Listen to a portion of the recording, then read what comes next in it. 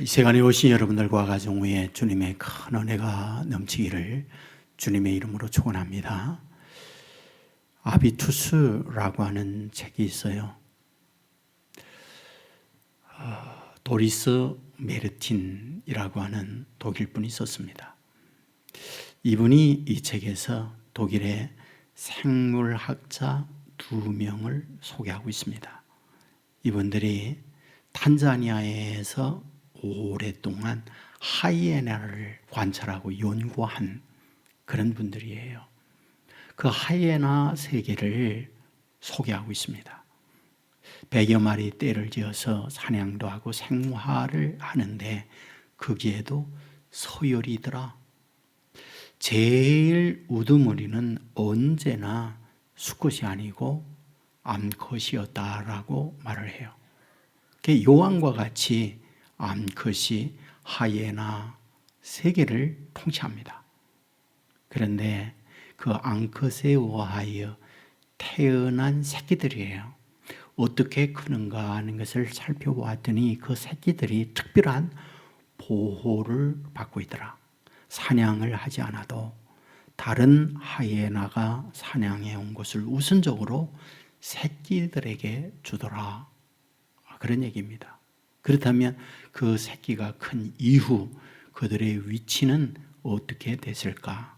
그 애미의 덕분 때문에 상류 계층으로 그 새끼들도 진입하고 있더라. 그런 얘기입니다. 그렇다면 사람에게는 어떨까 하는 문제를 다루고 있는 거죠.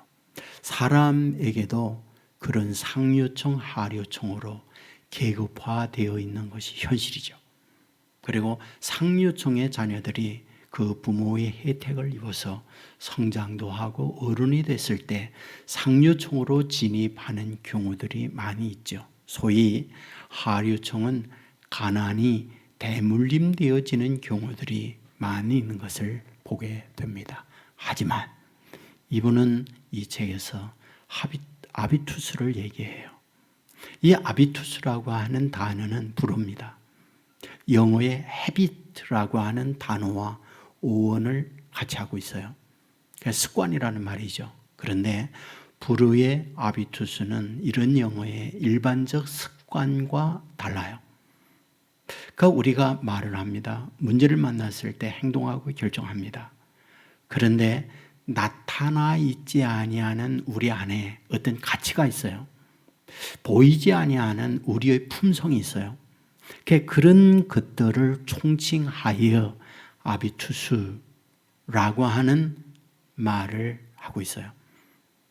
결국 그분이 상류층이라 할지라도 이런 아비투스가 제대로 되어 있지 않으면 하류층으로 전락하더라.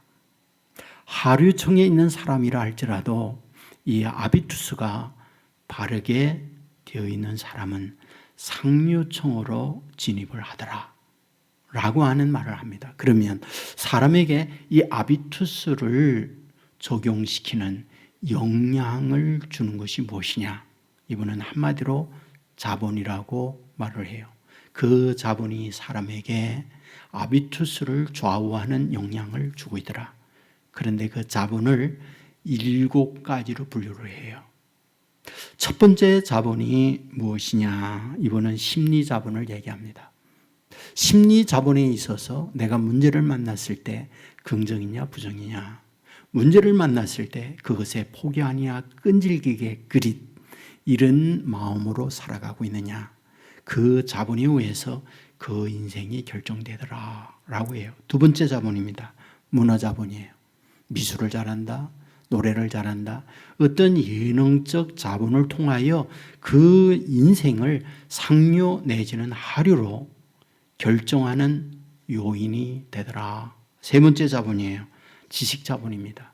공부를 많이 해서 남들이 가지 못한 전문 지식을 가지면 그것 때문에 어떠한 자신의 신분들을 탈바꿈하는 능력이 되더라. 그런 얘기입니다. 그리고 경제 자본입니다.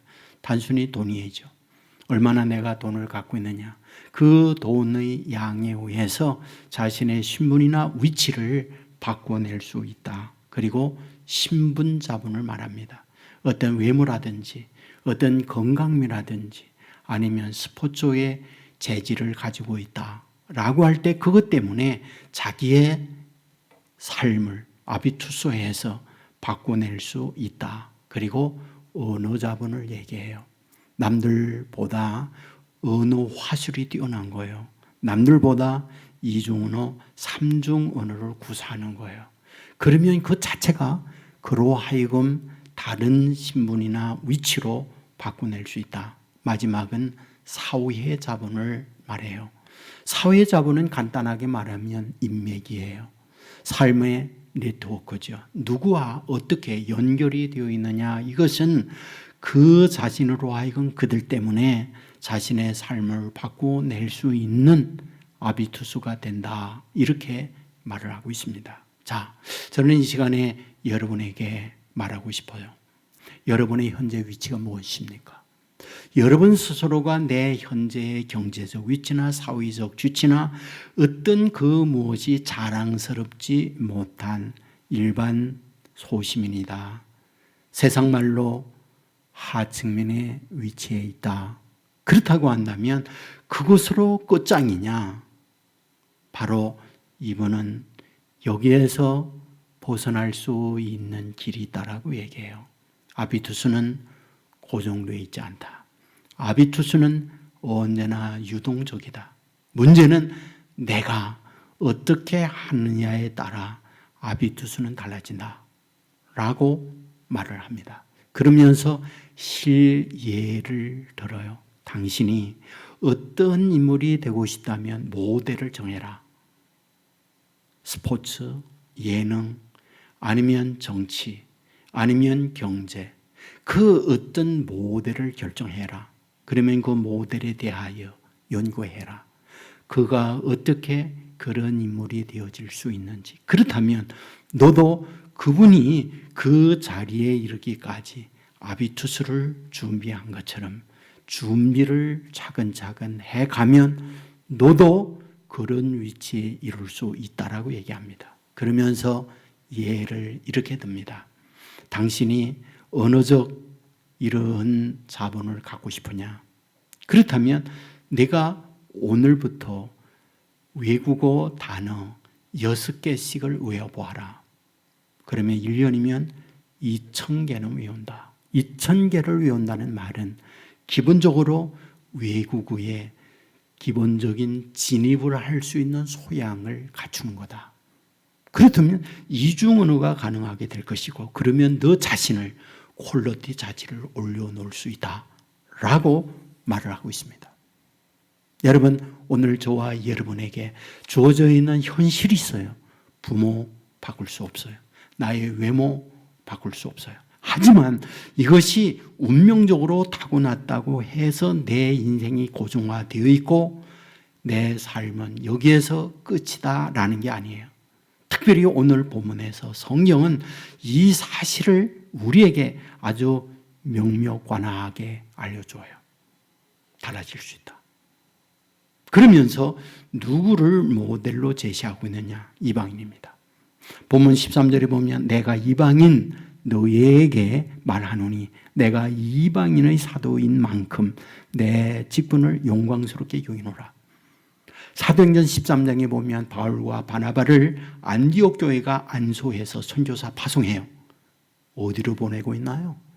갈라디아서 2장 9절에 보면 바나바와 함께 이방인에게로 보냄을 받았다 라고 기록합니다. 그래서 바울을 이방인의 사도, 이방인의 선교사라고 말하고 있는 것을 우리가 알게 됩니다. 그렇다면 이방인은 어떤 존재들일까 하는 거죠.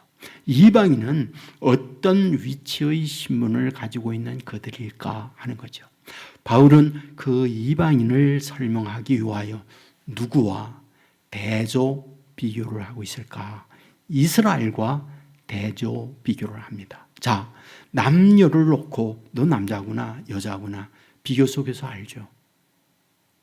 흑인과 백인을 놓고 너 검구나 너 하야구나 아는 거죠. 부자와 가난한 자를 놓고 너 부자구나 가난하구나. 비교 속에서 하는 거죠. 지금 바울은 이방인을 말하기 위하여 누구를 비교 대상으로 세우고 있느냐? 이스라엘을 비교 대상으로 놓고 있다. 그런 얘기입니다.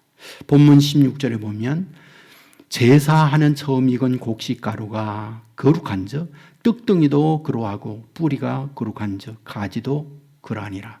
지금 뭘 말하기 위하여 제사 가루를 말하고 있는 걸까?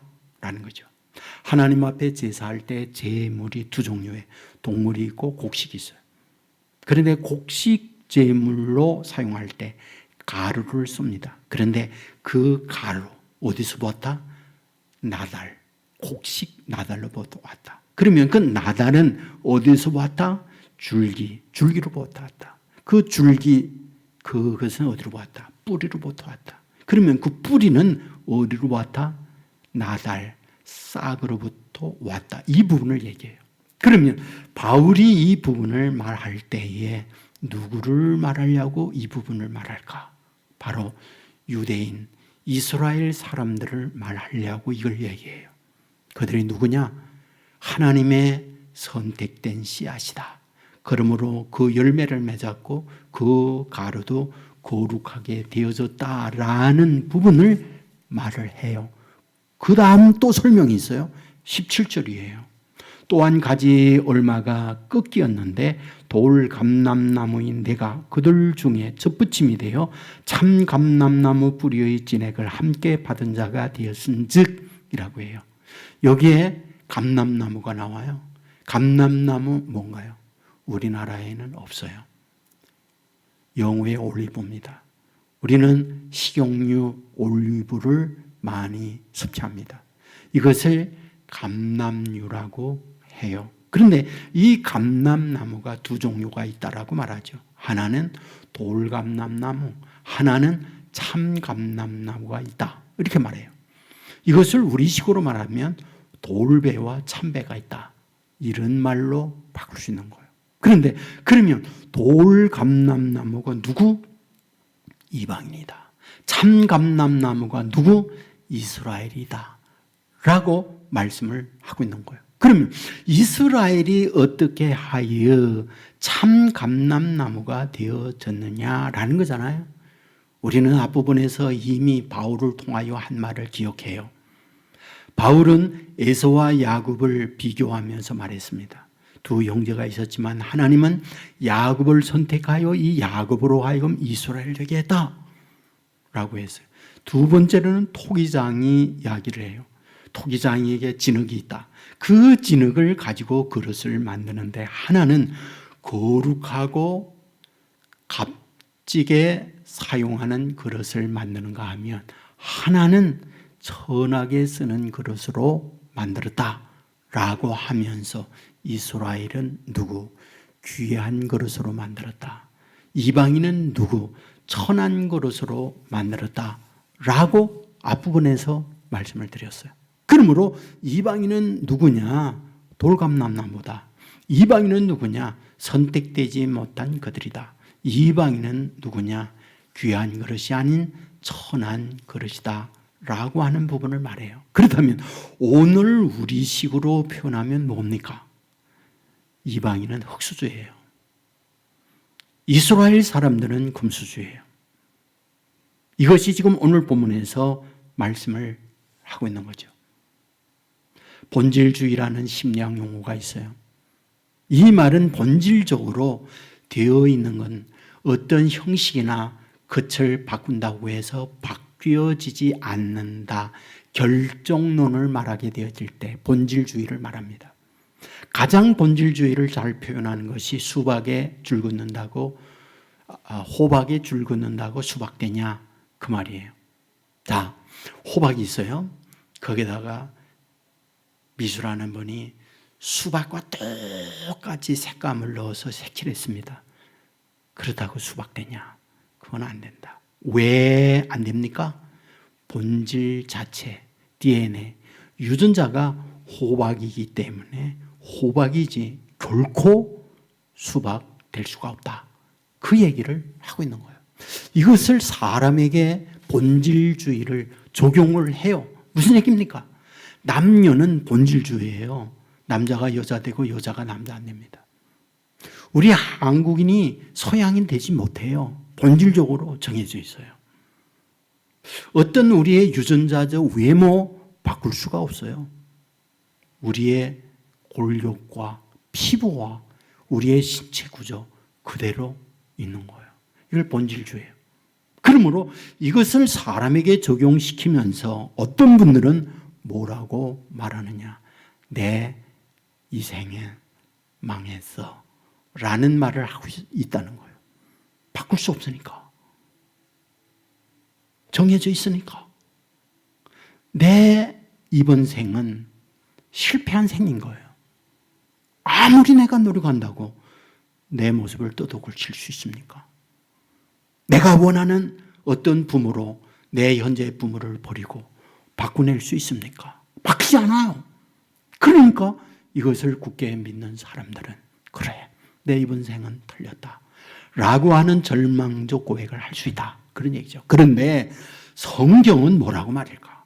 하나님은 이러한 우리를 향하여 무엇이라고 말하고 있는 걸까? 본문 17절은 말하죠.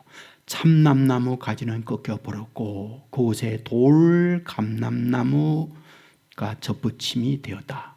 24절에 보면 원래 돌감람나무였던 여러분이 거기서 잘려서 찬감람나무에 접붙임을 받았다라고 되어 있어요. 여기에 돌감람나무는 이방인이에요. 돌감람나무는 흑수주예요. 인도의 계급주의 표현을 쓴다면 난리듭니다. 불가촉 천민이에요. 태어나면서 천민의 자녀로 태어나면 죽을 때까지 바뀌지 않아요. 양반의 집안으로 태어나면 죽을 때까지 양반으로 살아가요. 이것이 신분계급, 소위 본질주의의 말이라고 할 수 있는 거죠. 그런데 성경은 뭐라고 말하느냐? 이와 같이 원 감람나무가 찬 감람나무라 할지라도 그거 꺾어버린다. 그리고 흑수주라 할지라도 천민이라 할지라도 그것을 접붙임을 통해서 그 인생을 완전히 바꾼다. 이것이 오늘 본문이에요. 여러분 본문에서 접붙임을 여러 번 강조합니다. 17절에 돌감람나무인 내가 그들 중에 접붙임이 되어 23절에 접붙임을 받았으니 24절에 좋은 감람나무에 접붙임을 받았으니 접붙임이 뭡니까? 여러분 원예하는 사람들, 나무 키우는 사람들 접붙임 잘합니다. 쓸모없는 가지 자르고요. 다른 가지 접붙여서요. 그 나무를 새롭게 만들어요. 여러분 찔레를 꺾어서요. 장미에 접붙임을 하고요. 그러면 그 찔레에 장미가 피어요. 이게 접붙임이에요. 인생도 그러하다라는 것이 오늘 하나님께서 바울을 통하여 이방인들에게, 흑수수에게, 소위 하류청 사람들에게 주고 싶은 부분이에요.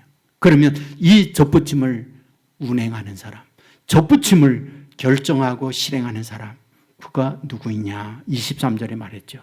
그들을 접붙이실 영역이 하나님께 있습니다. 하나님이 그 일을 한다는 거예요. 21절에 보면 하나님이 원가지들도 아끼지 아니하고 잘라버린다. 하나님이 잘라버린다. 그리고 돌감람나무를 하나님이 접붙인다. 그렇다면 하나님이 어떤 기준을 갖고 원가지를 자릅니까? 어떤 기준을 가지고 돌감람나무를 접붙입니까? 오늘 그걸 20절에서 말하죠. 옳도다. 그들은 믿지 아니함으로 꺾이고 너희는 믿음으로 섰느니라. 꺾인 그들이 누구? 믿지 않기 때문에 꺾였다. 너희들이 접붙임 바 되었다. 왜? 믿었기 때문이라고 말을 하고 있는 거죠. 15절에 보면 버리는 것과 받아들이는 것이 있어요. 하나님이 버립니다. 하나님이 받아들입니다. 누구를 버리느냐? 믿지 않는 자들 버린다. 누구를 받아들이느냐? 믿는 자들을 받아들인다. 유대인이니까 혈통적으로 너희들이 원감람나무이기 때문에 받아들인다. 그 말이 아니에요. 믿지 아니함으로 너희들을 꺾어버린다는 거예요. 이방인인 너희들 믿음으로 말미암아 접붙임 바 되어 너희들을 받아들인다 라고 말씀을 하고 있는 거예요. 자, 그렇다면 왜 그들은 믿지 않았을까? 원감람나무 참감람나무인 그들은 왜 믿지 아니함으로 잘려졌을까? 라는 거예요. 그 부분에 대하여 20절 하반절에 말하죠. 높은데 마음을 품지 말고 도리어 두려워하라.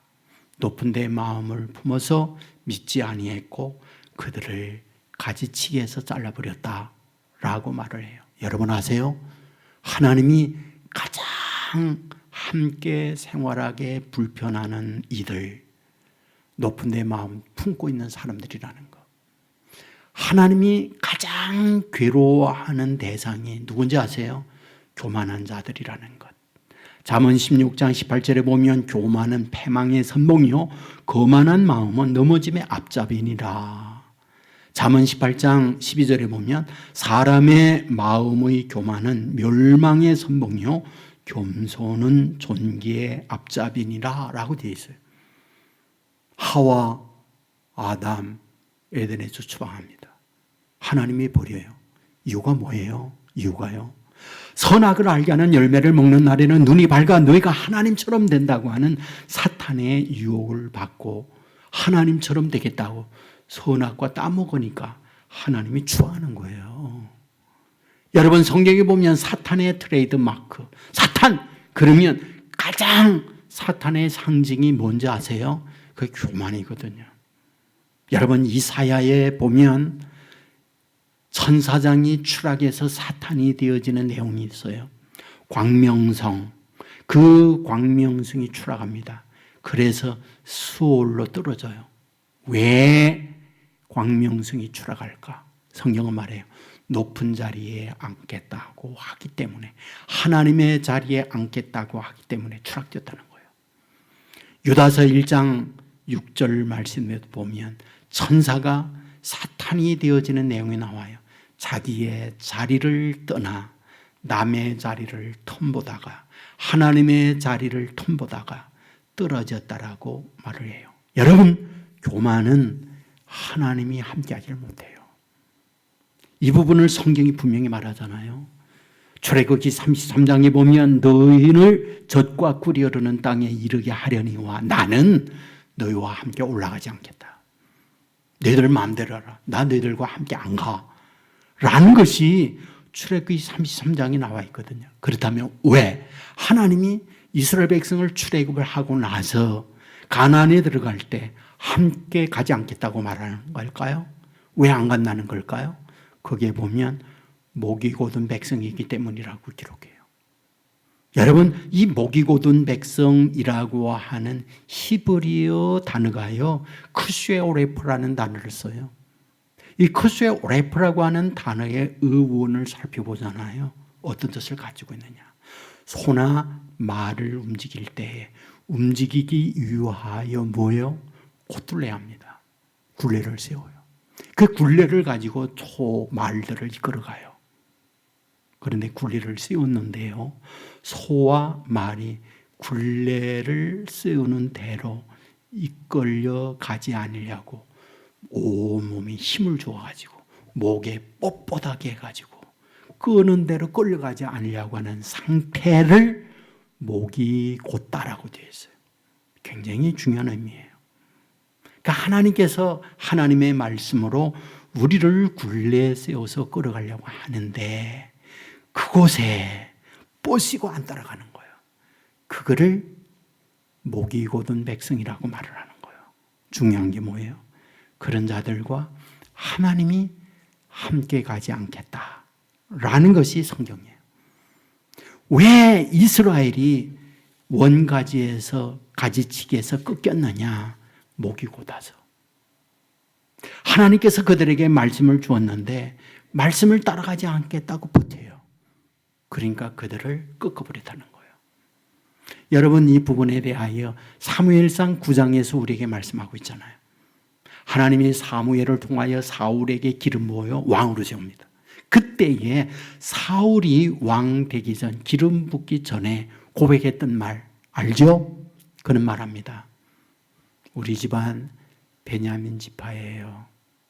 이스라엘의 12지파 가운데 가장 작습니다. 그 가장 작은 집안에 우리 집안이에요. 그리고 그 가장 집안 가운데도 우리의 아버지, 그리고 저는요 제일 미약합니다. 제일 미약해요. 초라합니다. 내는 곳 아무것도 없습니다. 라고 할 때에 하나님은 기름 부어서 왕을 세워요. 왕 됐잖아요. 그런데 사무엘상 15장으로 넘어가죠. 하나님이 뭐라고 하는지아세요?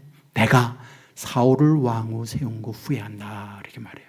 그러면 왜 왕으로 세운 것을 후회할까요? 성경은 말하죠. 여호와의 말씀을 버렸기 때문이다. 하나님의 말씀에 굴레를 씌운 것을 벗어나서 자기의 생각, 자기 마음대로 가는 그것을 뭐다 목이 곧은 자라고 말했고, 하나님이 그를 세운 것을 후회한다고 말했고, 하나님이 그를 떠나버려요. 그래서 악령의 지배를 받게 되어지는 것이 사울인 것을 발견하게 되잖아요. 자, 다시 오늘 본문에 와서 이스라엘을 꺾어버립니다. 그리고 이방인을 접어칩니다. 여기서 말하는 이방인들 누굽니까? 로마에 살고 있는 그들이에요.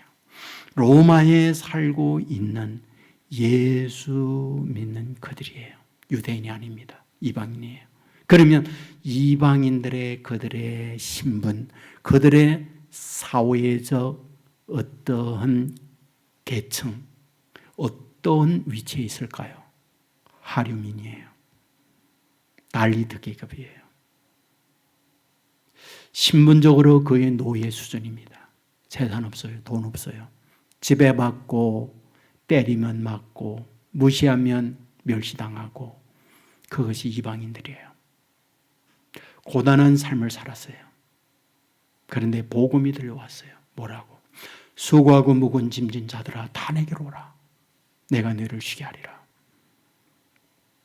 수고하고 무거운 짐진 그들이었어요. 주님께 오라는 거예요. 주님께 갔더니 어때요? 주님의 말씀이에요. 너무 고단한 인생을 살았구나. 힘들었지. 나는 내게서 한 번도 눈을 떼지 않았어. 나의 이름은 임마누엘이야. 내가 세상 끝날까지 너희와 항상 함께 하겠다고 오신 나야, 온 나야 라고 말을 하고 있는 거죠. 바로 이방인들은 그런 예수님을 영접했어요. 그 예수님을 영접할 때 성경은 말하는 거죠. 접붙임이 된 거다.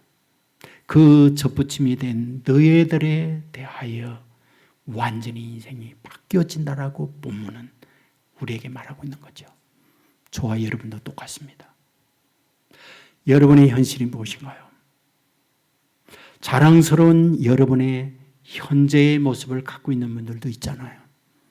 하지만 지나온 나의 과거를 보면 너무 힘들었어요. 눈물 났어요. 잠자리에 누웠지만은 잠 오지 않는 헤매는 시간들을 너무 많이 보냈어요. 여러분, 이런 현실에서 우리가 벗어나야 되잖아요. 어떻게? 접붙임을 받아야 한다는 거예요. 여러분, 우리에게 주시는 말씀이 있습니다. 그 말씀이 나를 이끌어갈 때에 접붙임이 된다는 거예요. 목이 곧아서 주의 말씀을 버리고 내 마음대로 살아갈 때 하나님은 그들과 동행하지 않는다는 거예요. 여러분, 하나님이 우리와 동행해 준다고만 한다면 뭐가 두려울 게 있나요? 뭐가 걱정할 게 있나요? 그러므로 우리는 말씀에 접붙임 바 되어서 그분의 인도를 받는 자가 되어질 때에 비록 너희들이 이방인 하층민이지만은 너희들이 완전히 데려온 피조물로 변화될 수 있다. 이것이 본문이 우리들에게 말씀하고 있다. 이 사실을 믿으시기를 주의 이름으로 축원합니다. 믿음은 내 생각 내려놓고 말씀의 고피에 따라가는 거예요. 믿음이 없으면 하나님의 말씀이 나에게 있지만은 그 고삐에 뻗쓰고 목이 곧아서 내 마음대로 가는 걸 얘기해요. 그런 자 하나님이 함께하지 않습니다. 하나님이 함께함을 입으려고 하면 내 알량한 지식과 경험 내려놓아야 돼요. 말씀의 굴리가 나를 끌어내로 이끌어가야 돼요. 여러분, 흙수저라고 두려워하지 마세요. 슬퍼하지 마세요. 여러분의 주어져 있는 현실이 초라하고 그렇다고 여러분 스스로 자각하지 마세요. 분명히 합의두수를 통해서 우리의 신분 세탁이 됩니다. 바닥에서 위로 올라갈 수 있어요. 인생이 바뀌질 수 있어요. 여러분, 전쟁이 일어나거나 천지개벽이 일어나거나 어떤 혁명을 통해서 새롭게 변화된다는 말이 아니에요. 우리의 생각, 우리의 마음의 태도, 이거를 바꿀 때 가능하다는 것이 성경이에요. 우리는 누가복음 15장에 두 아들에 관한 말씀을 합니다. 둘째 아들이 아버지에게 말했죠. 유산 주십시오. 아버지가 덜컥 유산 줍니다. 먼 나라에 갔어요. 어떤 나라? 문화, 언어, 관습이 단 나라, 먼 나라. 하지만 먼 나라는 아버지의 간섭이 없는 나라, 내 마음대로 살 수 있는 나라가 먼 나라였어요. 그곳에 가서 처음부터 호랑방탕하게 살아야지 사명 가지고 그곳에 왔다고 생각지 않아요. 그곳에 와서 나도 비즈니스를 통해서 나도 성공하는 인물이 될 거야. 사업을 시작하거나 새로운 아이템을 가지고 뭔가 작업을 했다고 봐요. 그러나 세상 사는 것이 녹록해요. 여러분, 같은 말 같은 문화를 가지고 사는데도 고단하고 힘들어요. 그런데 전혀 다른 곳에 가서 전혀 다른 사람들과 함께 새로운 사업을 한다는 것, 그건 너무나 어렵죠. 힘들어요. 사기당합니다. 돈을 잃어요. 외롭고 힘드니까 술 마시죠. 옆에 여자 있어요. 그러다가 방탕의 길로 갔다는 거예요. 모든 유산 다 잃었습니다. 어떻게 해요? 어떻게 해요? 결국 경제의 불안과 함께 먹고 살아야 되니까 소위 3D, 남들이 하기 싫어하는 험하고 위험하고 그런 곳을 찾아가요. 돼지 사육장이었죠. 문제가 뭡니까? 악덕 농장주였죠. 임금체불합니다. 먹을 것 제대로 안 줘요. 매질하죠. 무시당하죠. 어마어마한 고통을 겪으면서 빛나는 하늘 별빛을 보면서 눈물을 흘리죠.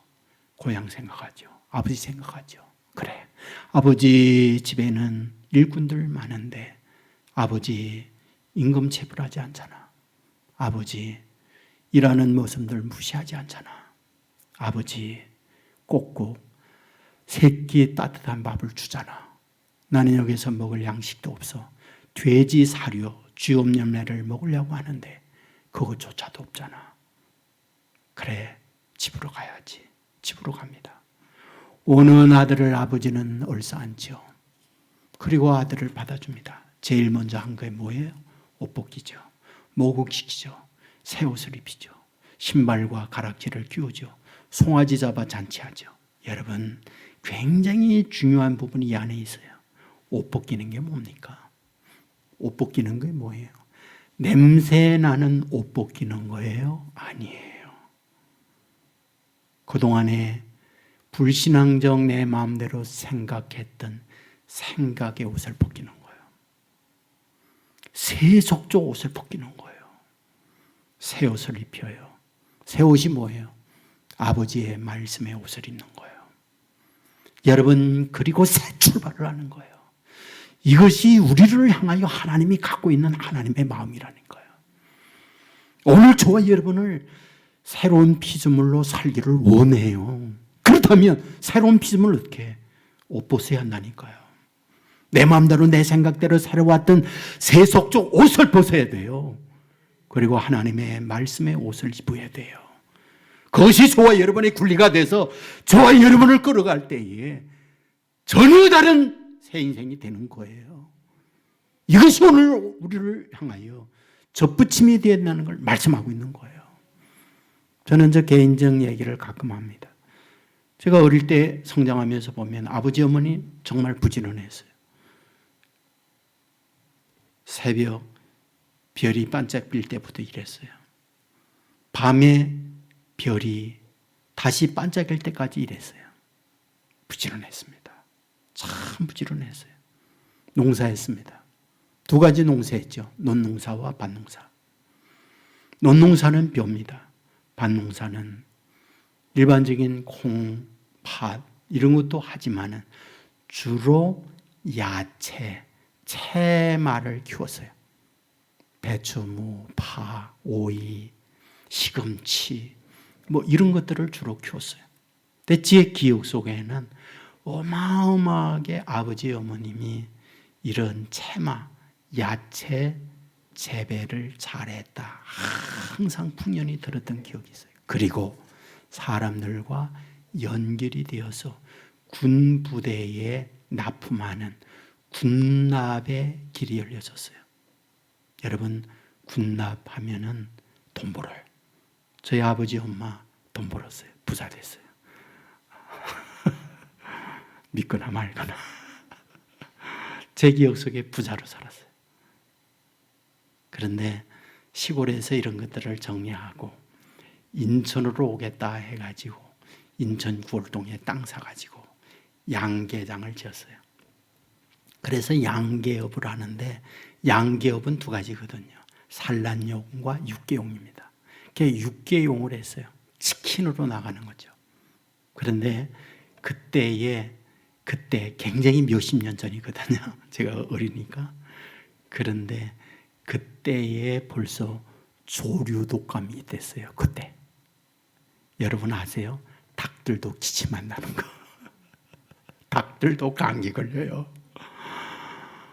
그런데 조류독감이 돌잖아요. 그게 육계용이기 때문에 한 번에 수천 마리씩 키웁니다. 그래서 한 달에 한 번씩 출하를 하거든요.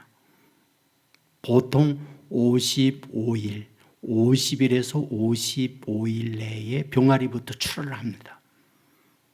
그러니까 한 달에 한 번씩 출하를 해요. 단계로 작은 거, 그 다음에 상 이렇게 옮겨가면서 사육을 합니다. 그런데 조류독감이 걸리면요, 하루에 닭들이 수십 마리씩 죽어요. 그러면 그 시체를 모아다 땅에 묻고, 그런데 그거가 한 달에 수백 마리씩 죽는 거예요. 근데 이것이 몇 달만 계속되면 망하고 말아요. 우리 그래서 망했잖아요.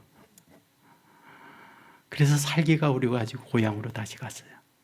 근데 여기서 살면서 감리교 장로님 아들이 구룡포에서 미역양식, 다시마 양식 하는 분을 만났어요. 그래서 우리 고향에다가 그분 구룡포에서 다시마씨, 미역씨를 비행기로다가 가져다가 고향에다가 양식업을 했어요. 망해서 왔으니 돈이 없잖아요. 당시 집 한 채 살 때에 보통 80만 원이면 집 한 채 샀거든요. 80만 원의 빚을 얻어가지고 양식업을 시작했어요. 정말 잘 자랐어요. 그때의 추수를 앞두고 미역이 이렇게 한 발 정도씩, 다시마가 한 발 정도씩 컸어요. 정말 성공했습니다. 추수 앞두고 있어요. 그런데 어느 날 군대 함대가 우리 양식 작업하는 그곳에 들어가서 난장판을 이루고 스크류로 로프로 다 끈을 매달았는데 그 끈을 다 잘라버렸어요. 바다에 둥둥둥둥 80만 원 양식업이 떠내려갔죠. 쫄딱 망했어요. 거기다가 저 병들었죠. 거기다가 우리 동생 병들었죠. 가까운 친척이 말했어요. 그래, 꼴 좋다. 예수 믿어서 잘된 게 뭐냐? 피눈물 나죠. 기도했고 하나님께 의지했고 살아왔는데 하는 것마다 망하고 쫄딱 망하니까 할 게 뭐 있어요? 할 게. 저는 지금도 잊혀지질 않아요. 어머님이 항상 그런 말을 했거든요. 아무렴은 하나님이 죽으라고 하겠냐? 아무렴은 하나님이 죽으라고 하겠냐? 그때도 그런 말 했어요. 아무라면 하나님이 죽으라고 갔겠냐. 그리고 나서는 말을 했어요. 범사에 감사하라고 했지. 그때 당시 여러분 옛날에는 1원짜리도 종이돈이 있었어요. 근데 종이돈 500원이 달랑 한 장이더라는 거야. 주일날 범사에 감사합니다. 울면서 하나님 앞에 드렸다는 거예요. 저는 이것을 하나님 앞에 접붙임받은 모습이다 하는 생각이 들어요. 저 사람 왕년이잖아요. 더 이상 길이 없잖아요. 그러면서 여기까지 온 거죠. 저는 믿어요. 우리가 이런 마음으로 나의 현실, 나의 이런 생각을 내려놓고 하나님께로 어찌하든지 붙잡으려고 하고 하나님의 말씀이 굴리가 돼서 나를 끌어가는데 뻗이고 목이 곧은 자가 아니라 그게 끌려갈 수 있고 순종할 수 있다고 하면 저는 말씀이 능력이 돼서 말씀대로 우리의 인생을 이방인에서 하층민에서 흙수저에서 금수저로 완전히 다른 인생으로 바꿔낸다. 이것이 우리를 향한 오늘 본문에서 약속이다. 이 사실을 믿으시기를 주의 이름으로 축원합니다. 여러분 성경을 가만히 보세요.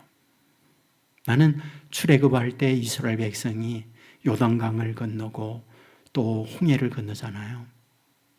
요단강과 홍해와 두 큰 차이가 뭘까요? 하나는 바다고 하나는 강이죠. 그런데 이것보다 아주 근본적 차이가 있다는 거 아세요? 홍해는요, 하나님이 갈라가지고 길대게 해서 건넜어요. 요단강은요, 물이 봄남아요. 물이 그대로 있는데 물속으로 들어간 게 요단강 건너는 거예요. 근본이 다릅니다. 사람의 생각이요. 홍해는 길라 있어서 가면 돼요. 요단강은요, 강물이 봄남아요. 뚝이 넘치고 있습니다. 들어가면 익사해 죽습니다. 흐르는 금리에 떠내려가서 시체조차 못 찾아요. 근데 하나님이 뭐라고? 언약궤 메고 가라는 거예요. 바보지요. 그런데 그 말씀이 굴리가 돼서 말씀대로 제사장들이 물속으로 들어가는 거예요. 그런데 기적이 나타났죠. 흐르는 물이 중단되는 거예요. 그래서 건너는 거예요. 그게 요단강이었어요. 그리고 난 이후에 두 번째 하나님이 주신 미션 뭐예요? 여리고 함락이었어요. 하나님이 여리고 함락하면서 뭐라고요? 포크레인 주고 다이나마이트 주고 그 성을 허물 수 있는 장비, 도구 주면서 허물라고 말하지 않았어요. 그냥 언약궤 앞세우고 하루에 한 바퀴씩. 일곱째 날은 7바퀴 돌고 그냥 소리 지르라 그랬거든요. 바보죠. 어리석은 거죠. 그런데 말씀이 굴리가 돼서 그대로 움직였어요. 그랬더니 무너져 내리는 거예요. 성도 여러분, 우리의 인생 어떻게 여기까지 왔습니까? 저와 여러분의 현실이 어떻습니까? 힘든 분들 많아요. 여기까지 힘들게 왔고 앞으로 생각하면 더 캄캄한 경우도 많이 있어요. 성경은 우리에게 말하죠. 내가 너희들과 함께 하지 않겠다. 왜? 너희들 목이 곧기 때문에. 목이 곧은 이유 뭐예요? 말씀의 굴리가 이끌어 가는데 안 가겠다고 뻗쓰고 목이 뻣뻣하게 있는 걸 목이 곧다고 그랬어요. 그런데 말씀의 굴레가 나를 끌어가는 대로 내가 따라가겠습니다. 그럴 때 말씀은 능력이 있어서 바위를 부수는 권세라고 그랬어요. 말씀은 능력이 있어서 그 말씀이 나를 이끌어갈 때 뭐예요? 말씀대로 되어진다. 그러므로 이 자리에 참여하고 있는 저와 여러분, 우리의 생각들을 내려놓고 말씀의 굴리가 나를 끌어서 주님이 저와 여러분을 끌어가는 대로 태산을 넘기도 하고 강을 건너기도 하고 놀라운 하나님의 기적과 능력을 덧입어 살아가는 저와 여러분의 삶이 될 수 있기를 주님의 이름으로 축원합니다. 우리 모두 자리에서 일어나겠습니다.